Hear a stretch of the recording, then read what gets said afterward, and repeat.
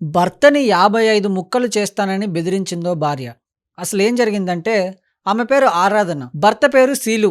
వీళ్ళిద్దరికీ 2022లో మ్యారేజ్ అయింది. 1.5 సంవత్సరాల బాబు కూడా ఉన్నాడు. అయితే ఆరాధనకి పబ్‌జీ పిచ్చి.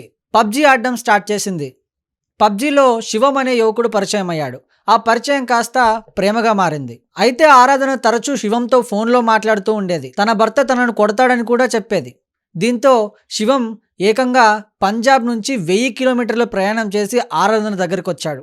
దాంతో ఆరాధన భర్త, వాళ్ళ కుటుంబ సభ్యులు ఒక్కసారిగా షాక్ అయ్యారు. అయితే ఆరాధన, శివం ప్రేమకి భర్త అడ్డుగా భావించిన ఆరాధన భర్తని 55 ముక్కలు చేసి చంపేస్తా అని బెదిరించింది. దీంతో భయపడ్డ శీలు వెళ్లి పోలీస్ స్టేషన్‌లో కంప్లెయింట్ ఇచ్చాడు. పోలీసులు శివంని అరెస్ట్ చేశారు. శివంతో పాటే ఆరాధన కూడా పోలీస్ స్టేషన్‌కెళ్ళింది. నాకు నా భర్త వద్దు, నన్ను కొడతాడు, తాగుబోతు అంటూ నేను శివంతో వెళ్ళిపోతా అంటూ చెప్పింది. దీంతో పోలీసులు కూడా షాక్ అయ్యి శివం మీద 151 సెక్షన్ కింద కేసు బుక్ చేసి కోర్టులో హాజరుపరిచారు. విచారణ ఇంకా దర్యాప్తు ఇంకా కొనసాగుతూనే ఉంది. మరి ఏం జరుగుతుందో చూడాలి. ఇలాంటివి కూడా మన సమాజంలో జరుగుతున్నాయి కాబట్టి దయచేసి చాలా జాగ్రత్తగా ఉండండి. అండ్ దీనిపై మీ అభిప్రాయం ఏంటో కమెంట్ రూపంలో తెలియజేయండి.